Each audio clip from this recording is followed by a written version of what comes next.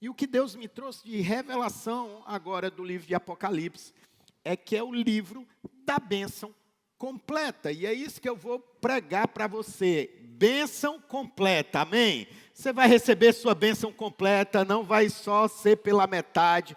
Você vai receber por inteiro tudo aquilo que Deus prometeu a você e a sua família. Se você crê, já dá um glória a Deus aí. Faz um barulho aí no seu lugar.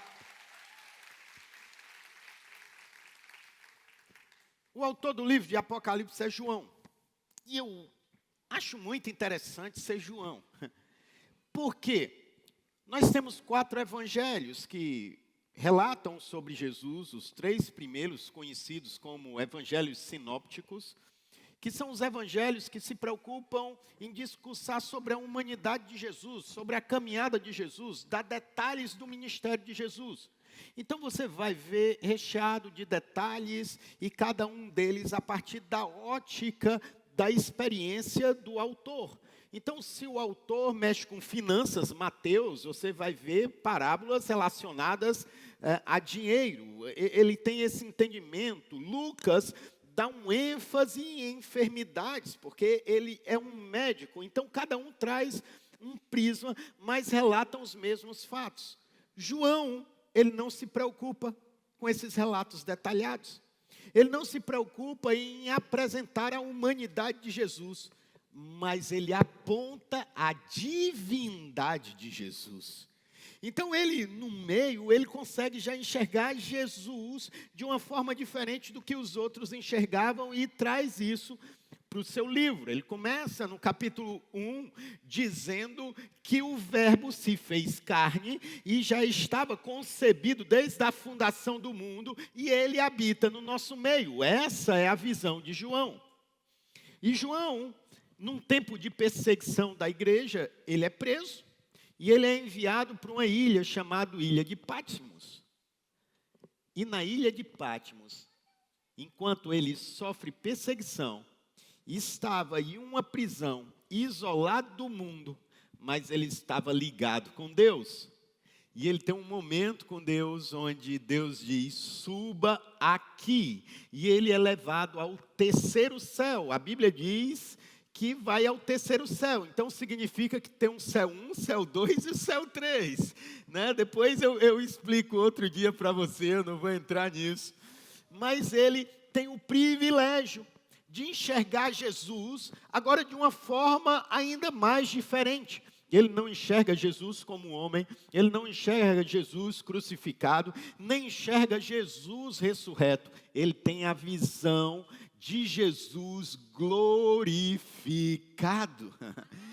Ele vê Jesus como completo no seu ministério. Ele não vê mais como homem ou como um mártir. Ele não vê ele mais como um homem perseguido ou como um homem que venceu a morte. Mas ele vê Jesus plenamente como Rei dos Reis e Senhor dos Senhores. Aquela forma de Jesus onde todo joelho se dobrará e toda língua confessará que Jesus é o Senhor. Amém.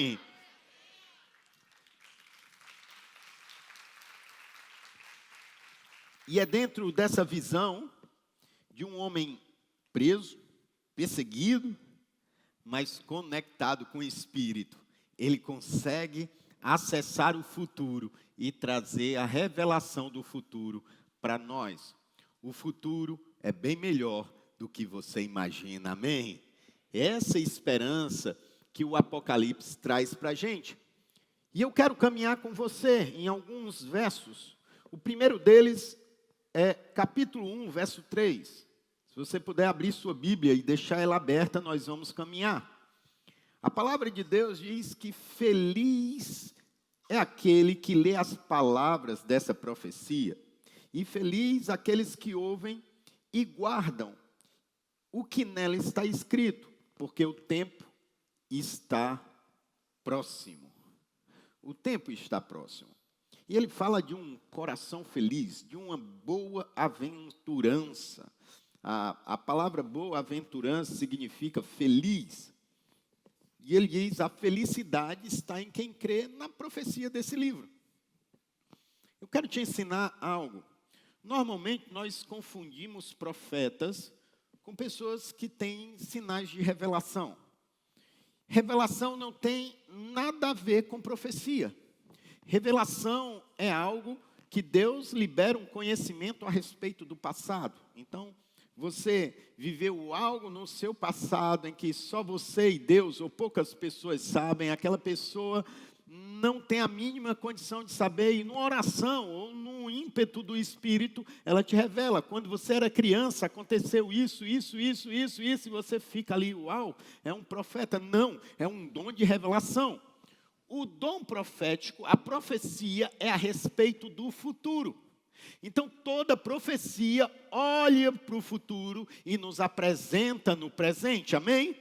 Então, o livro de Apocalipse é um livro profético, ele fala das coisas futuras. Na época, era muito futuro. Hoje, boa parte do que está no livro de Apocalipse já se cumpriu e já aconteceu. E outras ainda vão acontecer. Então, ler a palavra de Deus é ter acesso ao futuro. Você pode dizer isso? Ler a palavra de Deus é ter acesso ao futuro.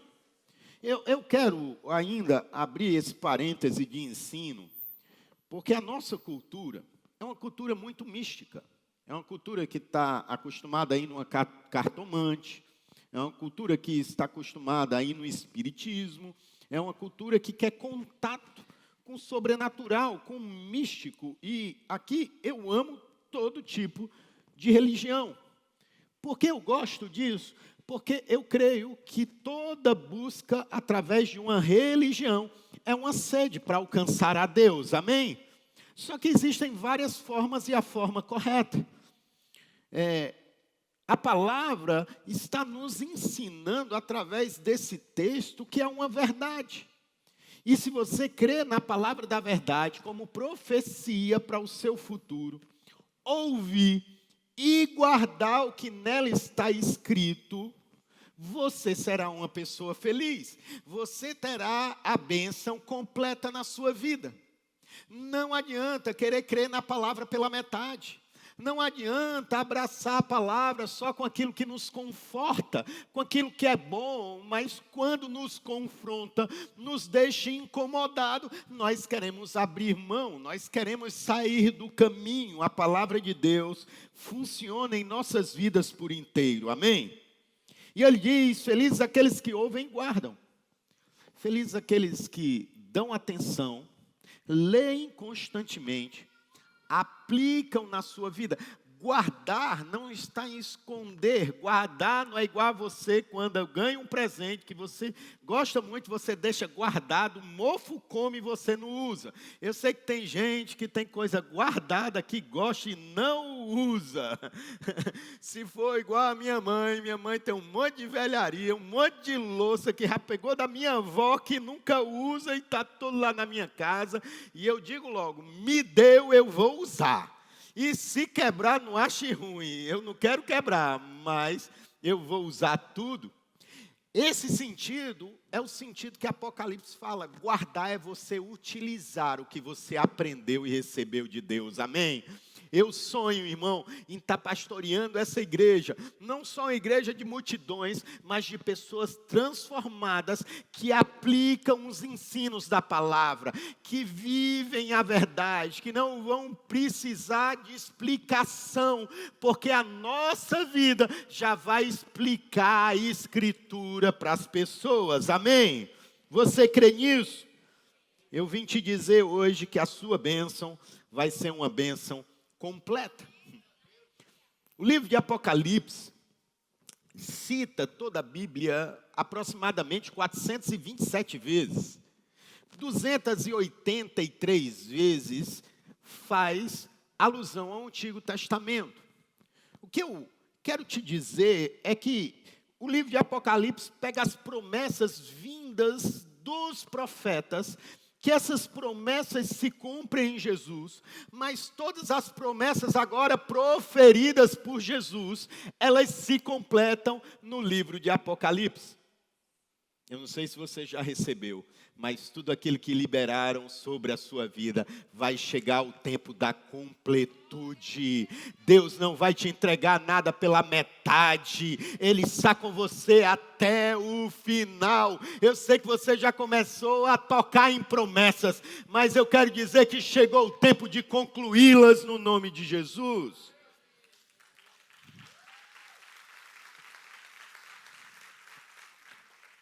Apocalipse 14, verso 13, continua falando da completude da bênção.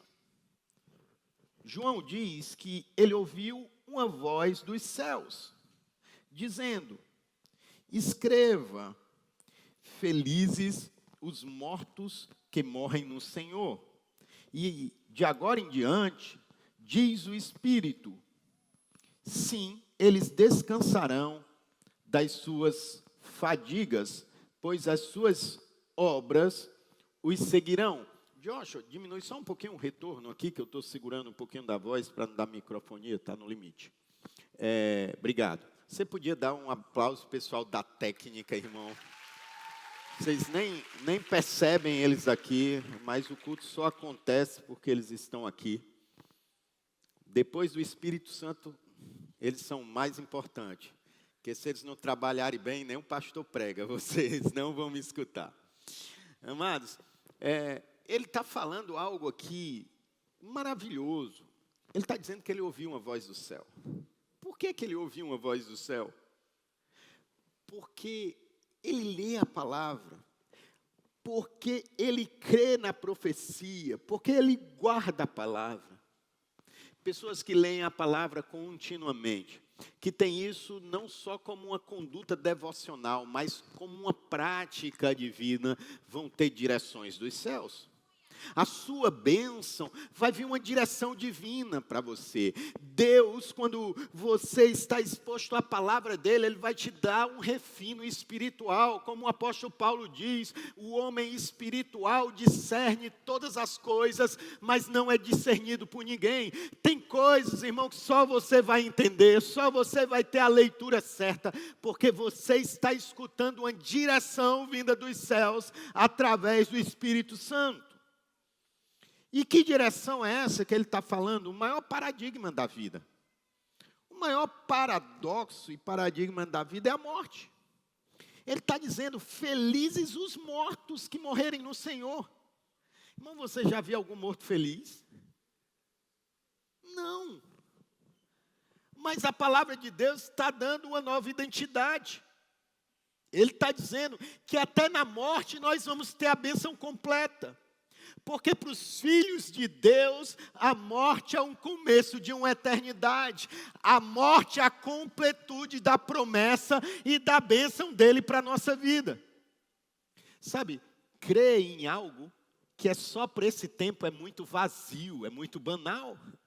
Nós, muitas vezes, temos aquele espírito de menino. A gente briga tanto para conquistar algo, igual uma criança que quer um brinquedo, e quando recebe, no primeiro dia, é o maior cuidado. No segundo dia, desembala. No terceiro, começa a colocar no chão, mas no quarto em diante, já quebrou, já arrancou roda, já furou a bola, e deixa aquilo de lado.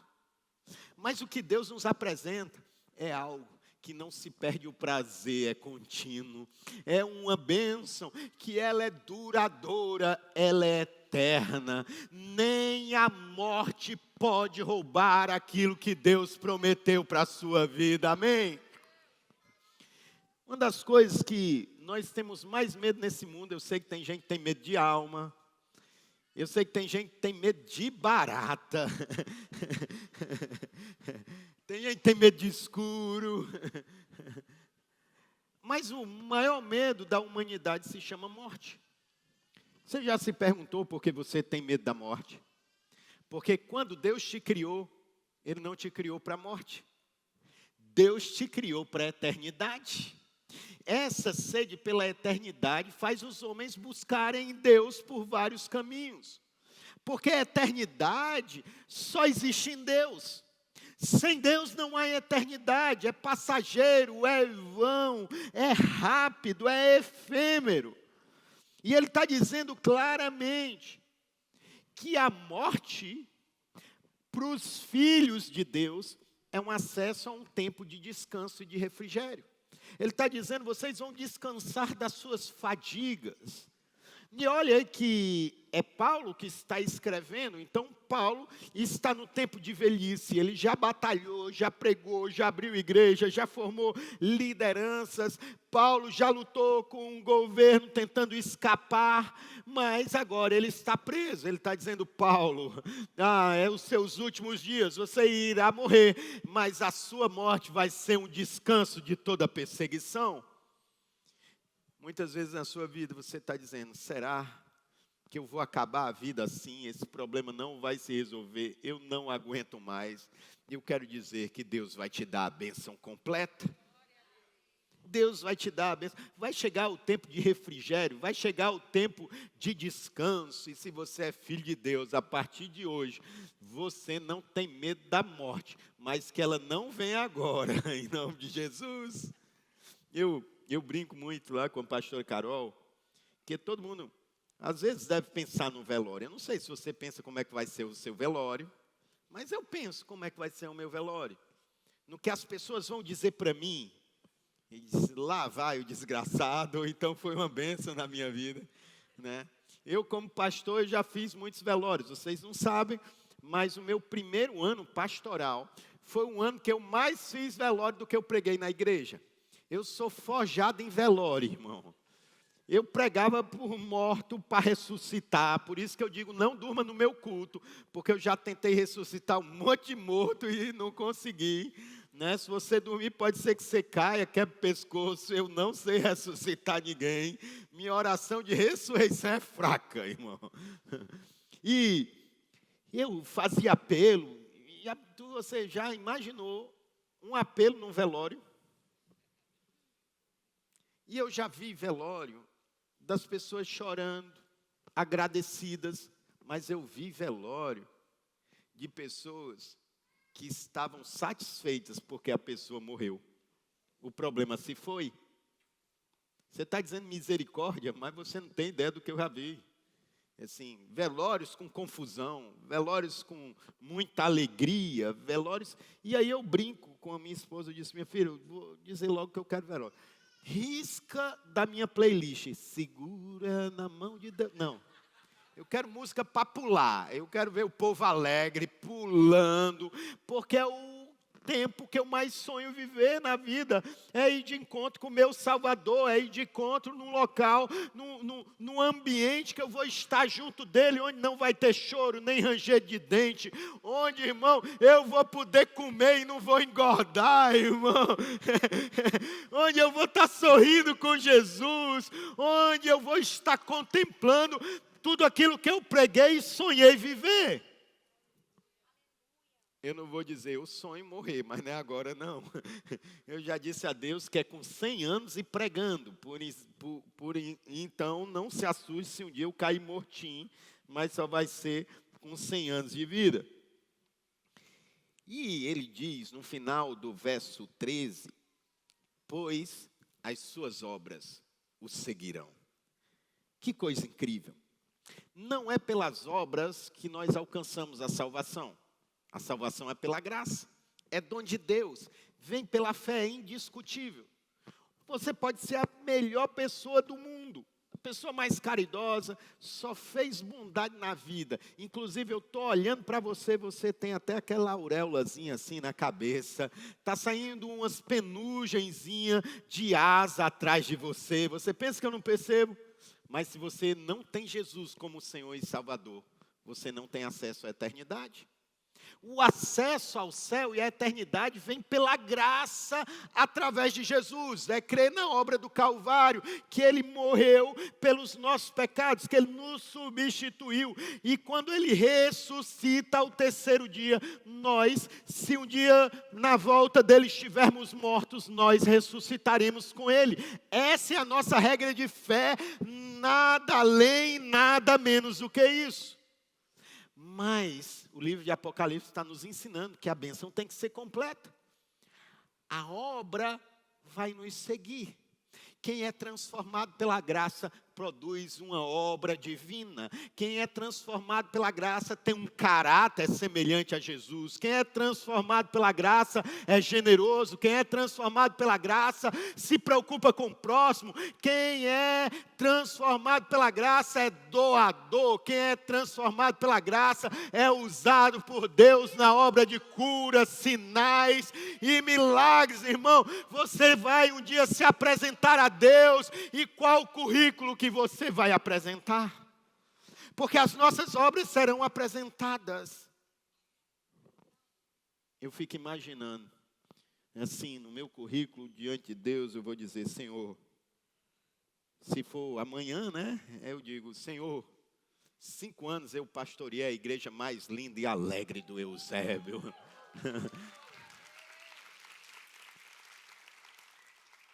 Mas eu terei muito vergonha se o meu currículo for lido logo após o currículo do apóstolo Paulo. Eu vou dizer: quem sou eu diante desse currículo?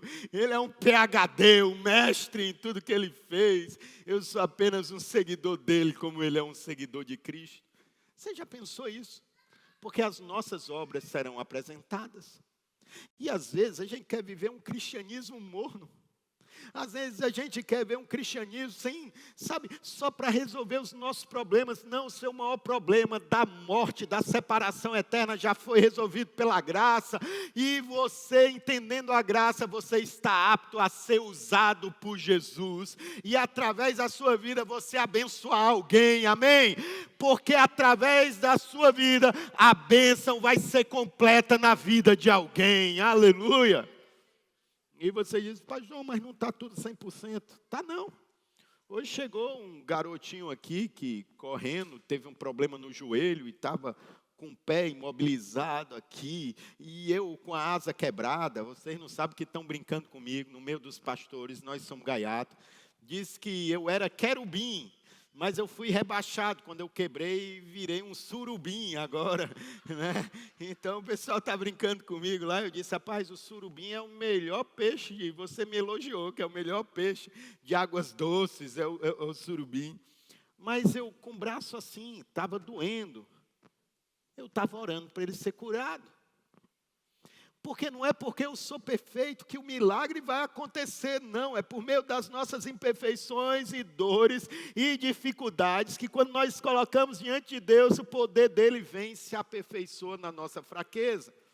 O milagre pode não acontecer em mim, mas pode passar por mim, amém? Você crê nisso? Então você já tem o suficiente para abençoar a vida de alguém, para que as suas obras te acompanhem no grande dia do Senhor, porque a sua bênção vai ser completa. Olha para quem está do teu lado, faz cara de profeta e diga: a sua bênção vai ser completa no nome de Jesus. No nome de Jesus. Eu posso gastar tempo aqui, investir tempo em falando de morte, porque a morte, para nós, já não é uma separação, é um sono na presença de Deus. Que na volta de Jesus, uma trombeta vai tocar, vai ser o melhor despertador da minha vida, irmão. É uma trombeta tocando, e os mortos em Cristo Jesus vão ressuscitar e vão receber Ele nos ares, amém? Apocalipse 16:15, ele fala que é a maior dúvida da Bíblia. Tem gente que fica brigando por teologia e tal, mas a maior dúvida na Bíblia é quando Jesus vai voltar, não é? Todo mundo quer saber dessa resposta. E olha o que diz Apocalipse 15:16. Eis que venho como um ladrão.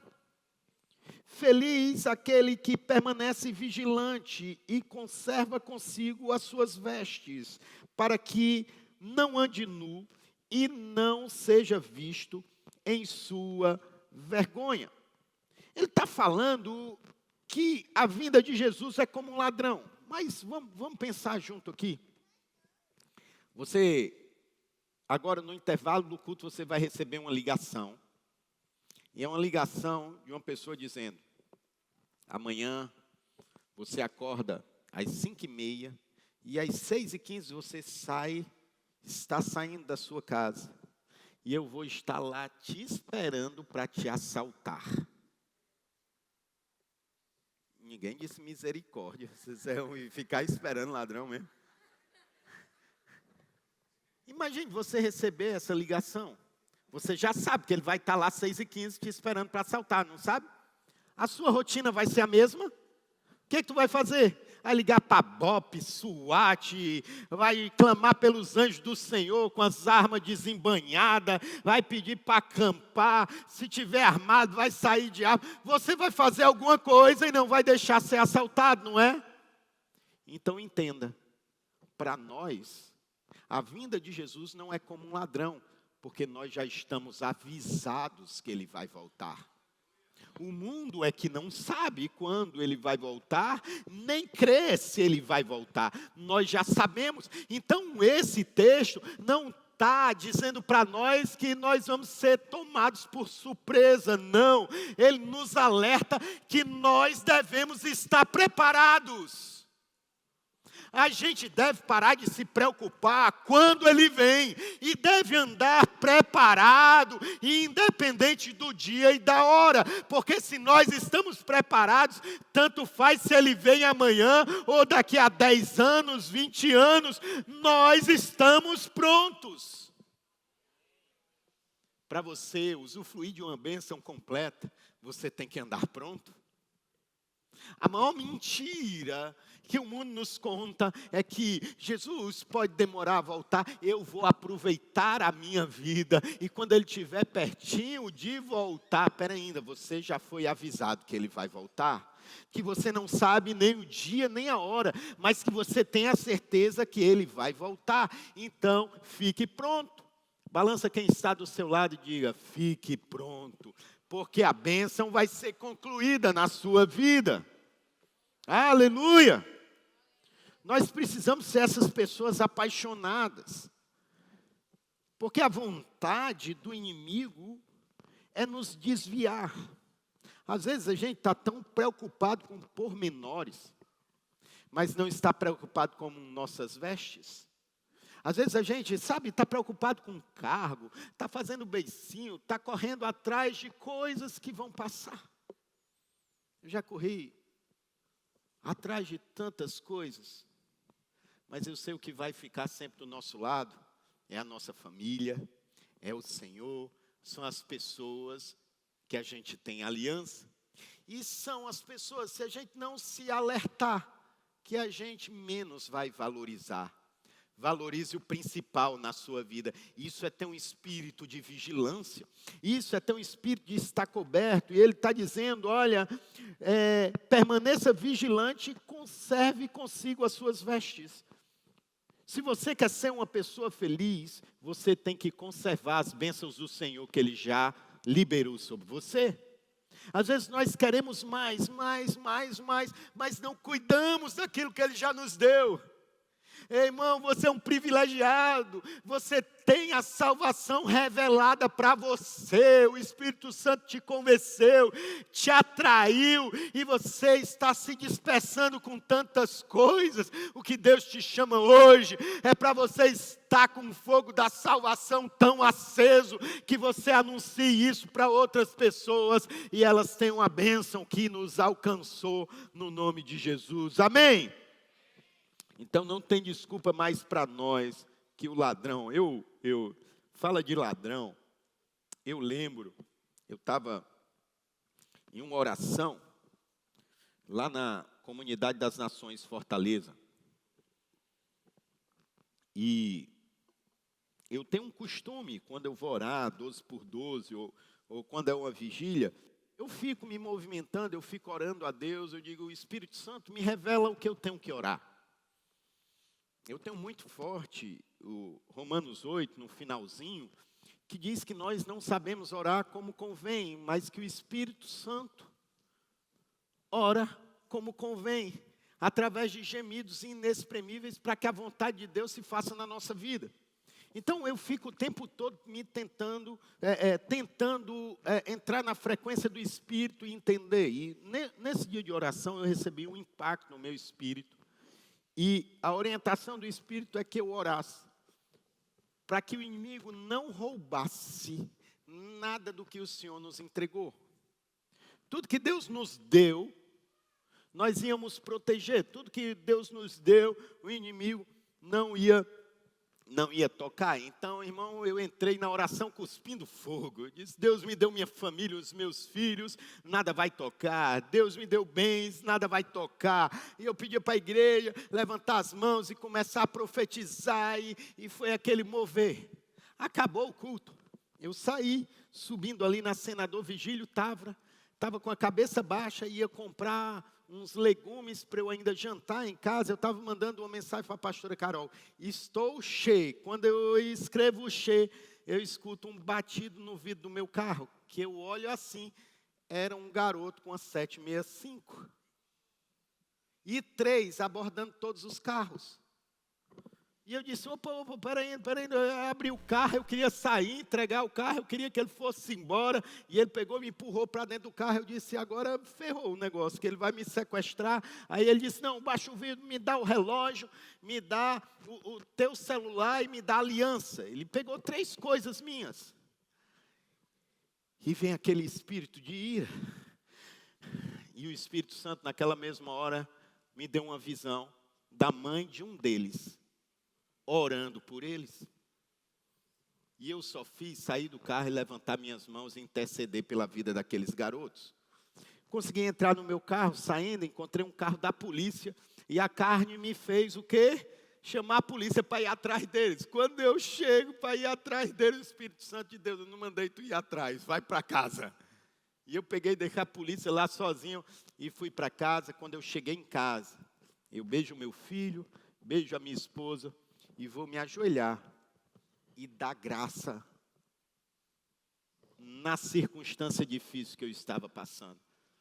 E eu comecei a agradecer a Deus por mais uma noite que eu ia dormir em casa, mais uma noite eu estava com meu filho, mais uma noite, apesar de ter sido tocado nas coisas, eu, pela fé, entendi que a minha oração alcançou o mundo espiritual e quebrou um movimento do inimigo. E isso veio sobre mim.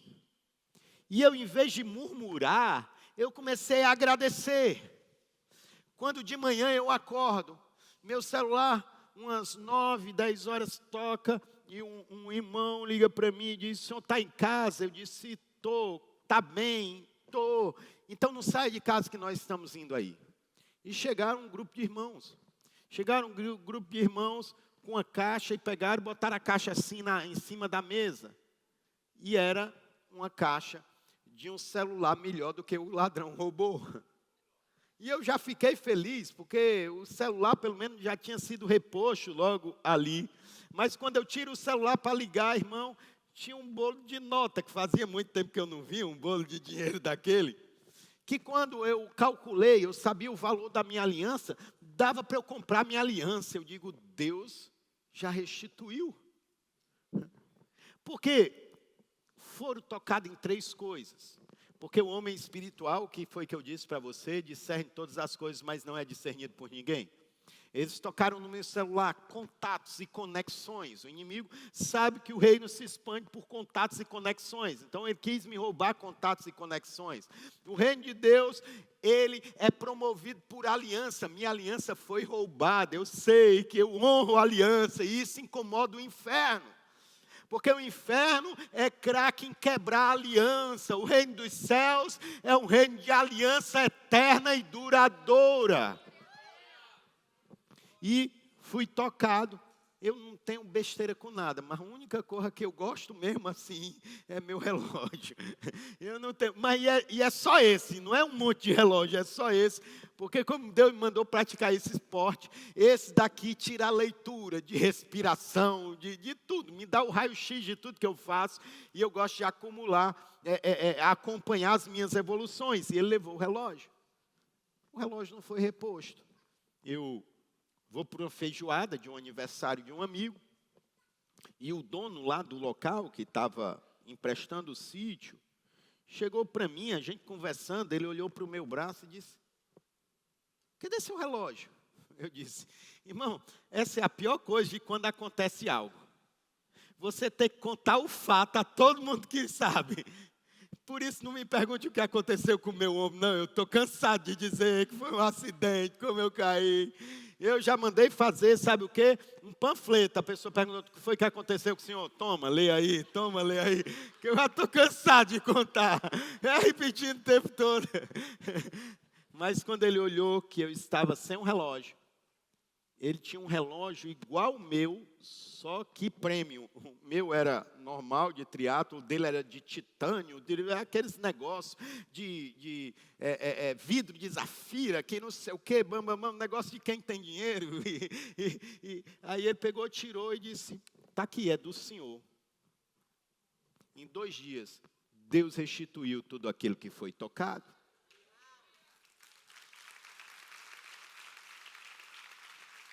Porque quando Deus resolve abençoar, Ele abençoa por completo, não abençoa pela metade. E o bicho era tão bom, o relógio que ele me deu, que eu andava assim, o bicho era pesado. E ele, fortão, grandão, dava 2 no meu braço, então o bicho eu ia correr e ele ficava pulando aqui, literalmente deu dor no braço mesmo. Aí ele procurou um igual, não conseguiu encontrar, que é um relógio raro. Aí ele comprou um semelhante, mas miudinho. Pensa naquele homem grandão andando com um relógio bem miudinho. E eu dizia, rapaz, esse relógio não é para tu não, esse relógio é de mulher que tem braço fino. Eu tenho o braço de mulher fino, bora destrocar. Eu peguei o outro e entreguei a bênção que ele me deu. O que eu vim te dizer claramente?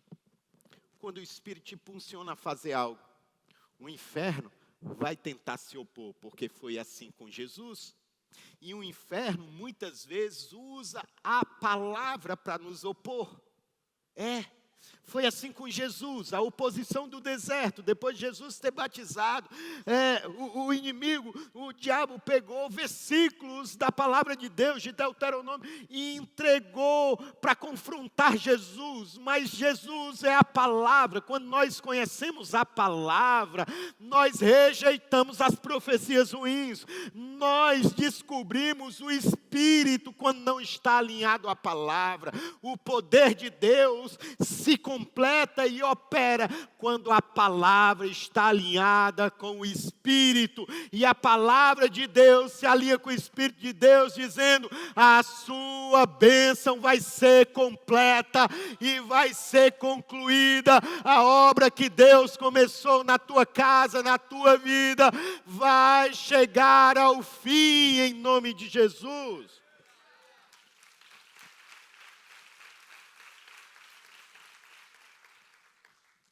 Apocalipse 20, verso 6. Diz, felizes os santos que participam da primeira ressurreição. A segunda morte não tem poder sobre eles. Serão sacerdotes de Deus em Cristo Jesus e reinarão com Ele durante mil anos.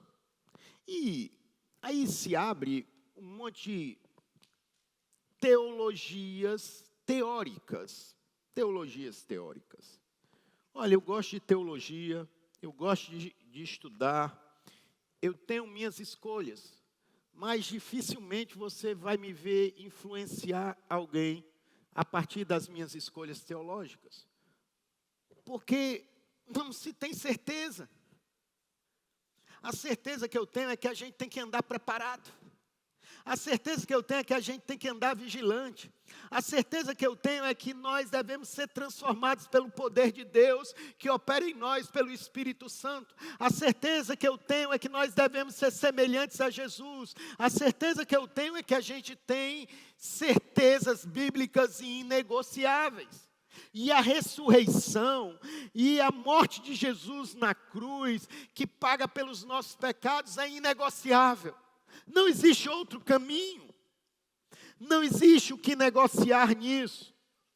As pessoas, às vezes, ficam rondando em ciclos sem fins, discutindo o que dividiu a igreja em mais de 500 anos. Irmão, pare de discutir o que divide e, fortaleça o que une. Porque o poder do crescimento, o poder da expansão do reino está na unidade, amém? Se sua casa for unida, você vai ter um lar feliz e próspero. Se você buscar a união, alianças certas no seu trabalho, você vai crescer e você vai prosperar. Mas quem tem um espírito de divisão, de contenda, vai ser um fracassado. E você não foi chamado para ser fracassado, você foi chamado para ser feliz. Amém. Só a irmã creu aqui. Eu gosto de gente de fé assim. Ele diz, feliz os santos que participam da primeira ressurreição. O que é a primeira ressurreição? Eu disse sobre a morte que o homem tem medo da morte porque ele não foi criado para morrer, ele foi criado para a eternidade. O homem foi colocado em um ambiente perfeito. Deus fez tudo em 6 dias e viu que era muito bom. E depois de ter concluído, ele descansou no 7º dia. Mas Adão e Eva, em um bate-papo com uma cobra, resolveram provar do árvore do conhecimento do bem e do mal, o único fruto que não podia ser tocado, de milhões e milhões de frutos, dessa diversidade, desse Deus criativo e poderoso, só não podia tocar em um, e eles resolveram tocar em um. Eu sempre digo, quem caminha comigo, quem ama o não de Deus, tem acesso a muitos sims. Todo não de Deus é protetivo. Todo não de Deus é para você ir além, provar muito mais do que você pensa e imagina. Só que o homem não soube lidar com o não de Deus.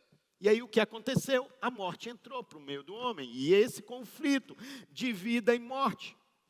Quando ele diz que nós devemos crer na primeira ressurreição, é que nós devemos crer que nem a morte pôde deter Jesus.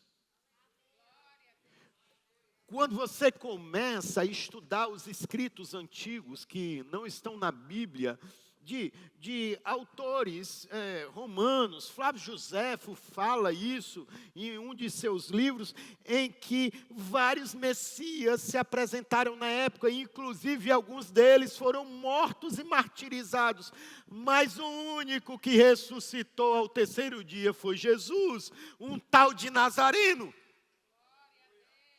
O que Jesus se diferencia de todos aqueles que se apresentam por meio da fé é que nenhum deles venceram a morte.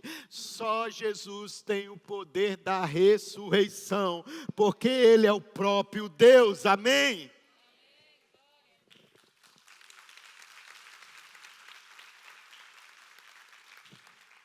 Eu vim dizer que a bênção vai ser completa. Amém? Significa que Jesus é o primogênito dentre os mortos, o soberano dos reis da terra.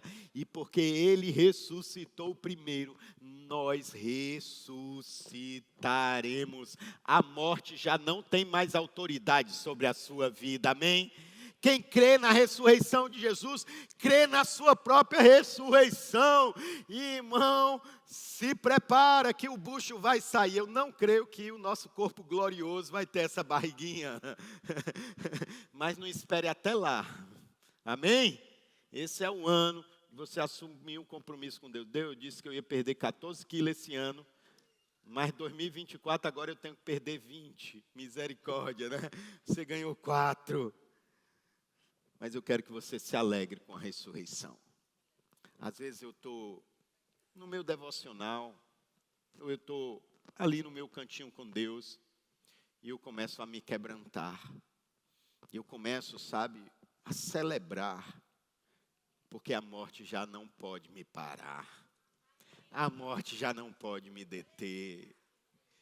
Você, irmão, vai viver o que você foi criado para viver. Você vai viver a eternidade na presença do Senhor, amém? Você pode celebrar e se alegrar por isso. Porque a bênção é completa. É muito triste, uma bênção duradoura. Eu conquisto tudo aqui, morreu e acabou. Não. Ou conquistando ou não conquistando. Se você está em Cristo Jesus, você viverá com Ele eternamente. E o que é interessante é que ele diz: serão sacerdotes de Deus e de Cristo, e reinarão junto com Ele. Você está pensando que é privilégio só meu, que sou pastor da igreja? ou dos bispos, que são líderes. Não, o sacerdócio em Cristo é universal. Irmão, não é só o sacerdote que entra mais no Santo dos Santos, não é só o sacerdote que tem acesso à voz de Deus, não é só o sacerdote que tem acesso à palavra de Deus, o sacerdócio agora pertence a você também.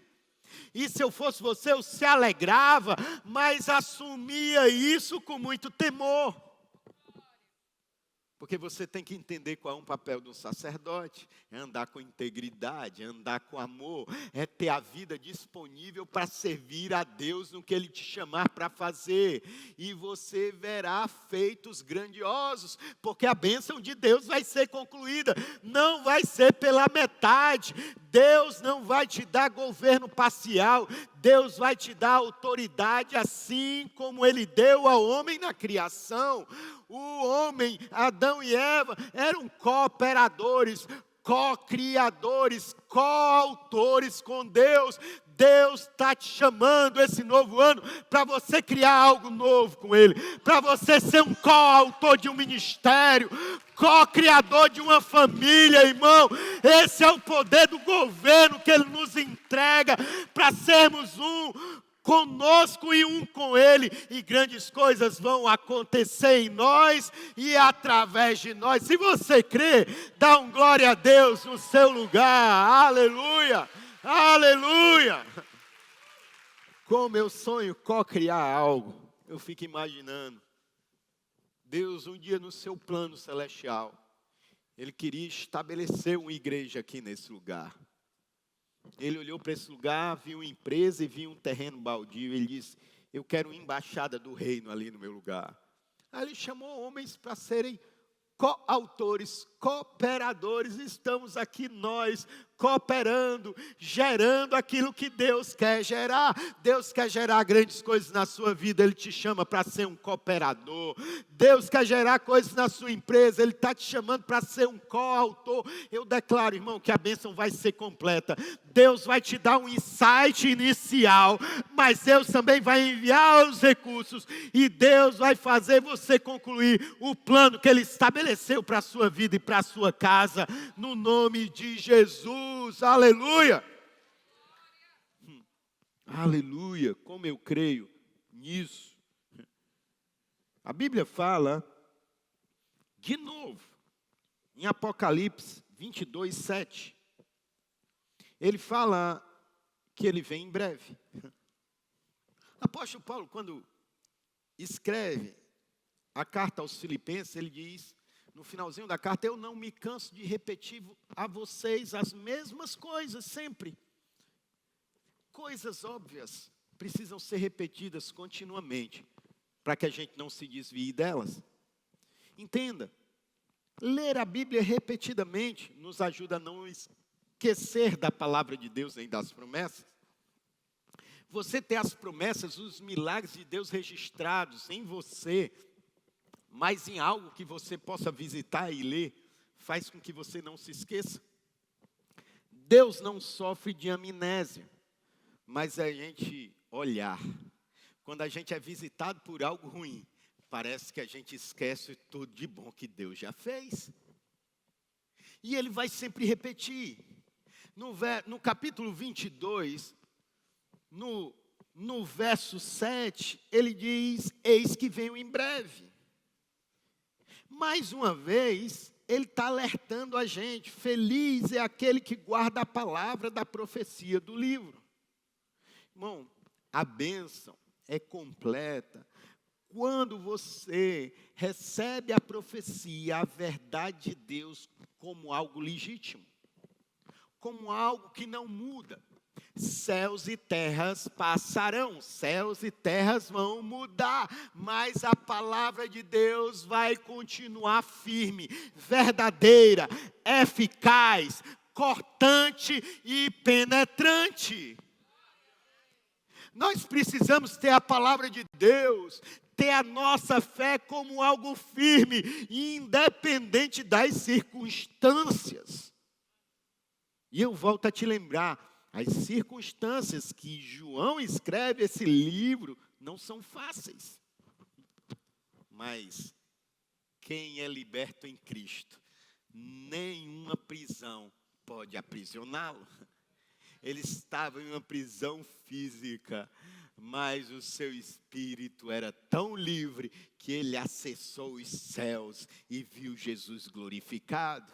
Quais são as tuas prisões hoje que se apresentam diante de você? Dores, amarguras, medos. Se você está em Cristo Jesus, você pode transcender na presença do Espírito e acessar o teu futuro nele. O livro de Apocalipse nos apresenta, nos revela um futuro muito bom. O Cordeiro venceu e em Jesus nós somos bem mais que vencedores.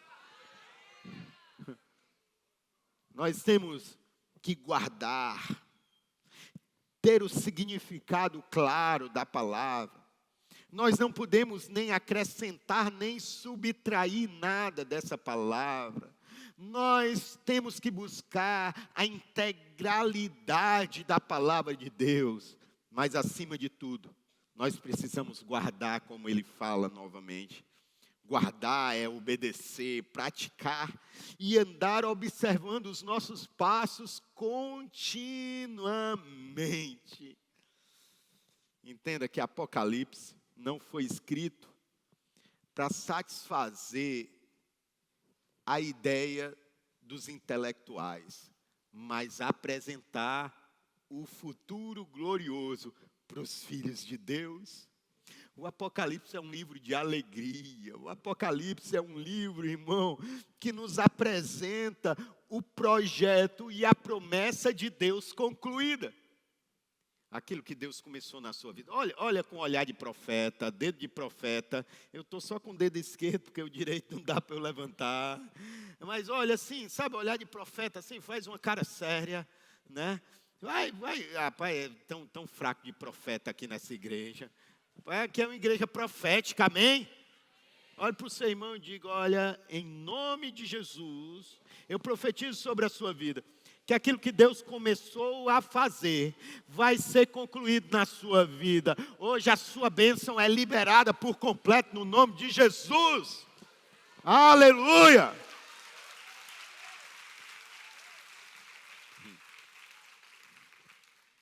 E eu quero que você entenda algo.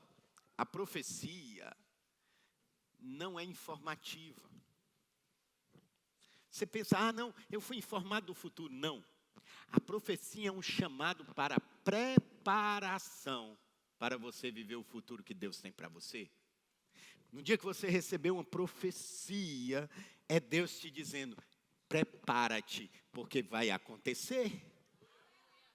Tem gente que recebe uma profecia e fica, amém. Fica procurando quando vai acontecer. Não, se Deus falou, já aconteceu. Quando chegar você, se você não estiver preparado, vai se perder. Já aconteceu, o céu já liberou. Teu futuro, irmão, já é certo em Cristo Jesus. Então prepara-te. 2024 tem que ser um ano de preparação, porque eu creio que Deus já liberou grandes coisas para a sua vida. Tudo aquilo que foi profetizado vai ser concluído na sua vida no nome de Jesus. Apocalipse é um decreto de Deus. Vocês estão salvos? Eu venci o inferno, eu venci a morte. Se preparem, vistam as roupas de santidade, porque o banquete está pronto e o convite já está na rua para acessar a boda do Cordeiro. Muitos não vão querer participar, não sei você, mas eu vou estar dividindo o meu cálice com o meu Salvador, irmão. Eu vou beber do sangue, comer do pão da vida, na presença de Jesus. Quem vai estar comigo, dá um glória a Deus.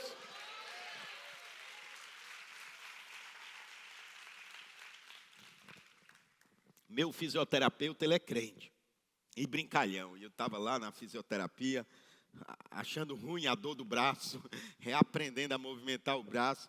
Aí ele perguntou uma coisa para mim. E ele me pegou. Ele perguntou o seguinte: Se Jesus voltar, você vai ficar feliz? Quem vai ficar feliz se Jesus voltar? Você vai ficar sozinho, porque eu vou subir com ele. Ele me pegou. Eu não, irmão, eu não fico feliz, não. Vou receber ele feliz nos ares. Amém? Amém? Glória a Deus.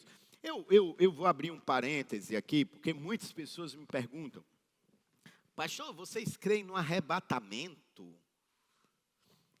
Cremos, mas não na forma que foi nos apresentada. Em 1900 ou 1800 e alguma coisa, eu não sou bom com data, eu acho que é 1809, a Bíblia de Scofield foi a Bíblia mais apresentada no mundo e foi a Bíblia que foi usada para evangelizar o Brasil. Ela tem uma visão teológica fatalista e escapista. O que é isso? Quem já assistiu Deixados para Trás? Levanta a mão. Pronto. Visão fatalista e escapista. O que é? Vamos embora desse mundo que nada presta. Vai tudo acabar na desgraça e nós vamos ser arrebatados e carro vai ficar desgovernado. Não foi assim que muitos de nós aprendemos? Se a gente for estudar mesmo, não tem muita coisa dessa na Bíblia, não. Não tem. A visão que nós cremos é uma visão triunfalista. É uma visão vitoriosa. Jesus venceu. Jesus não vai vir para uma terra deteriorada. Ele vai vir para uma terra regenerada. Ele não vai vir para uma igreja falida. Ele vai vir para uma igreja que cresce e é gloriosa. Você já viu um noivo casar com uma noiva toda desmantelada, suja, com vestido rasgado, banguela e cega de um olho? Você já viu? Manca, já viu um casamento assim? Não. No dia do noivado, a noiva está pronta, bonita, adornada. Nós somos adornadores da noiva, irmão. Nós vamos apresentar e receber um Cristo para um casamento de uma forma regenerada e gloriosa. Amém? É isso que nós cremos. Ah, mas quer dizer que a gente não vai...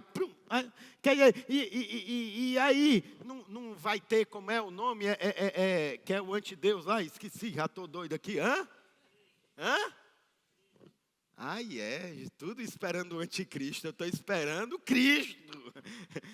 Você já viu? Irmão, se a gente for ver, já tem um monte de candidato de anticristo, está difícil a gente escolher. E eu vou me segurar para não dizer quem são. Vou me segurar, Senhor, segura minha língua, eu vou dominando a língua. Tem hora, irmão, que se dominar aqui é duro, mas vai dar certo. Mas o nosso Jesus venceu o anticristo. Não há dor, não há aflição e não há morte que resista o poder que está em Cristo Jesus.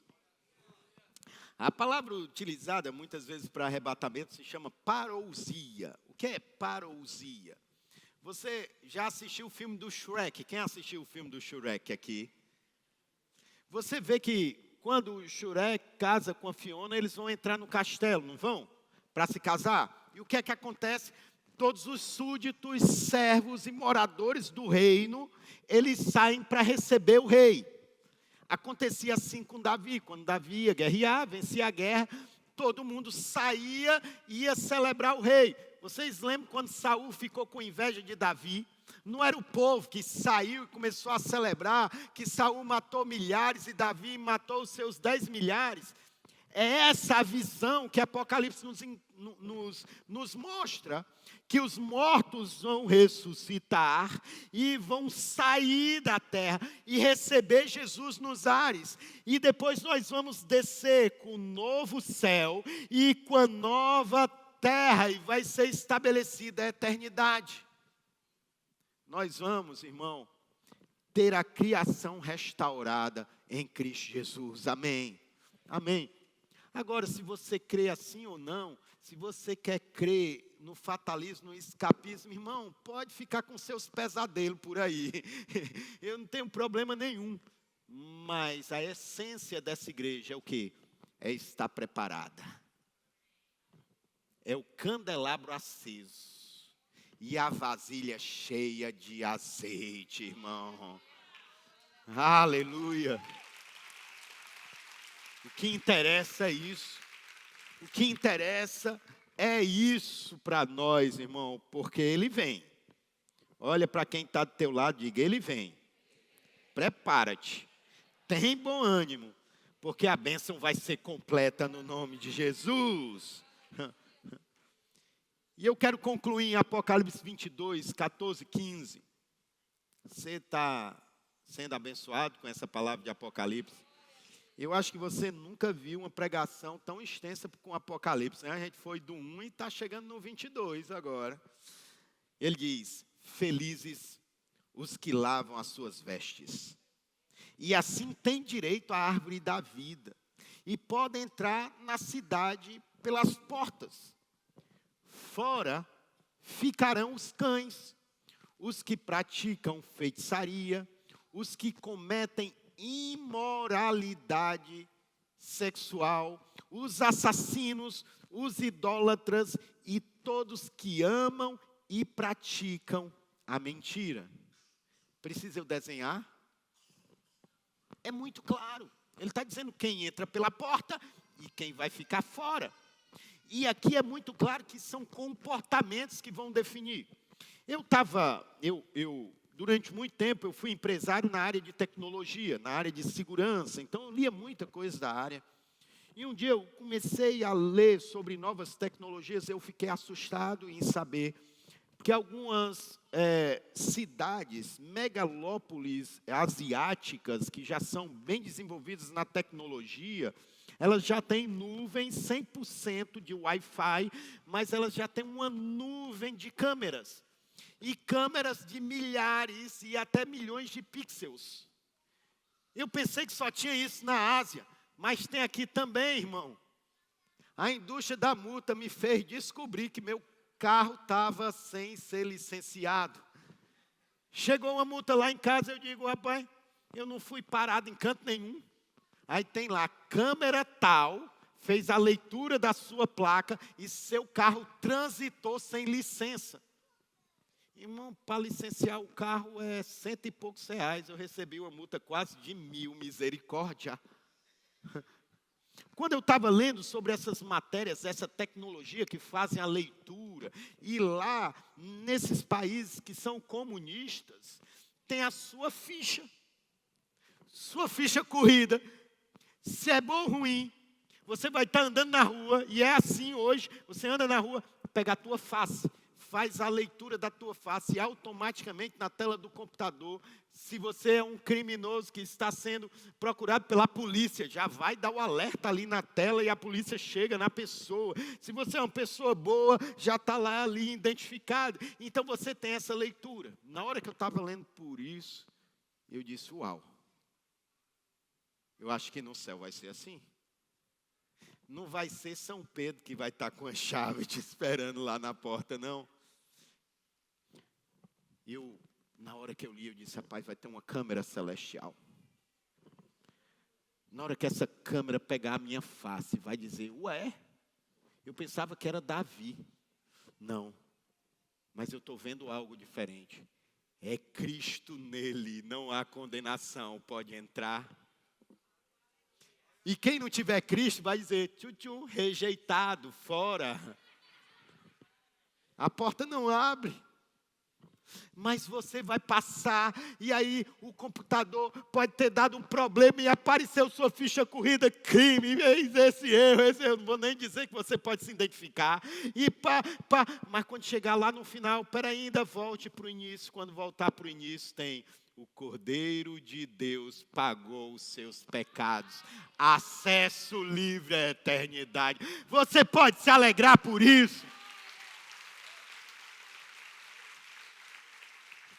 Apocalipse 22 diz, aqueles que têm as vestes lavadas no sangue do Cordeiro, eles vão ter direito a tocar em algo que foi lhe negado, que foi lhe tirado, que foi o fruto da árvore da vida. Irmão, eu libero essa profecia sobre a sua vida. Você errou e perdeu coisas no meio da caminhada, mas você já se arrependeu, já se consertou. Você já começou a pegar até um pouquinho da bênção. Mas Deus está te dizendo hoje, vai ser concluída. Eu vou te devolver algo que você perdeu no início, no meio da sua trajetória. E você vai ter uma recompensa novamente. Vai ser restaurado, você vai ser abençoado. Porque quando Deus promete, Ele é fiel para cumprir. Se você crê, dá um glória a Deus e se põe de pé no nome de Jesus.